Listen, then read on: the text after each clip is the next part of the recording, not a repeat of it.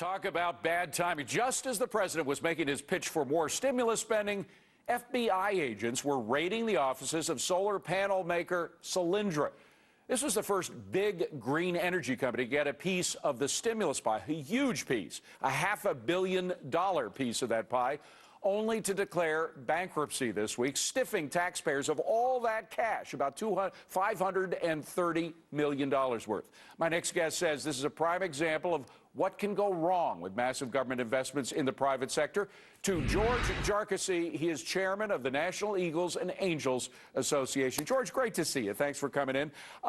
You know, timing is everything, as they say. For the president to be announcing that the solution to our lousy job situation is more projects like this, just as they're going bankrupt and just as they're being raided by the FBI, seems to me to be the worst timing in the world. What do you think? Yeah, it's really awful timing. You've got this company and 3 other solar companies behind it, a total of $1.1 billion. And what you have is a track record of creating jobs that's terrible. On a national level, the green energy project has created 17 jobs for every $1 million spent. But if you go to California, they're creating a job for a high side of about 345,000. So the green energy job creation has been a flop as of at this point. Now, Solyndra has been, a lot has been written about Solyndra, particularly since the FBI raid. But what about these other companies? I hadn't heard about them. Well, there's a total of 1.1 million, and 1.1 billion. Forgive me for interrupting. 1.1. I apologize. No, you're right. Excuse me. 1.1 billion. And the interesting thing about it, though, is, you know, the total energy package of the United States. And, you know, look, I want a greener society, but you just don't decide one day that it's green. There's a building blocks you have to take, and you have to build it, and it's 20 or 30 years. We didn't build our national electric infrastructure overnight. It's been 100 years in the making. A lot of it is old and needs to be upgraded. Solar is not a reality without a smart grid, without local storage of power and what have you. And frankly, you could replace our entire nation's solar production with one good oil well.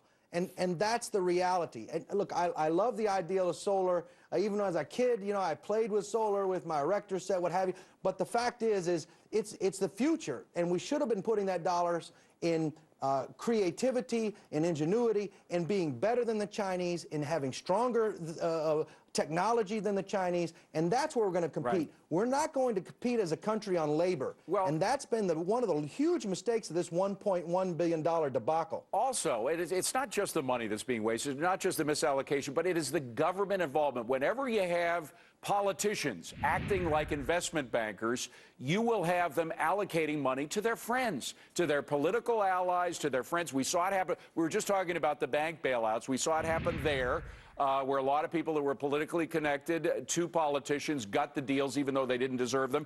And now, maybe or maybe not, we don't know why the FBI raided. Frankly, it might be for a number of reasons, but some people are suspecting that the fact that this one guy, an Oklahoma billionaire who got a nice piece of Solyndra, who was guaranteed that he'd be paid back before the taxpayers were, he visited the White House several times, he's good friends with President Obama, he was a campaign bundler for President Obama, that played a role in Solyndra getting so much money. I'm wondering if the same is true with these other solar companies. Well, I don't know. We haven't studied that, but I think what's the telltale here is, if you look at you interestingly said investment banks. Just a few months after they got the $535 million, Goldman Sachs and Morgan Stanley reached out to do an IPO for the company for $300 million. And the investors said no. The $300 million didn't show up. Right. The IPO didn't get done. The supposedly smartest money on Wall Street with Goldman Sachs and Morgan Stanley couldn't even get a $300 million IPO done. Right. Meanwhile, the government puts out a few months before $535 million. And what I think is interesting is also Peter Lynch said. And Peter Lynch said this company makes their product for $6 and can sell it for $3. And that's not economics that work.